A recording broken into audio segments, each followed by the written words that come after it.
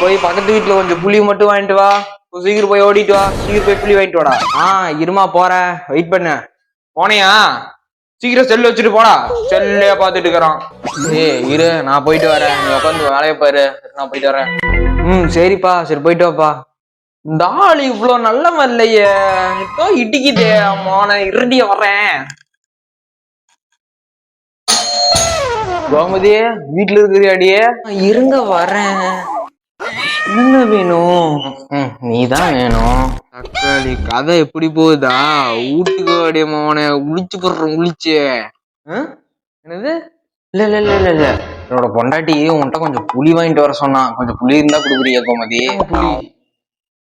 சரி, தேங்க்ஸ் கோமதி, போயிட்டு வரேன். வெண்ணமா வந்துட்டான். அடியே வெண்ணமோன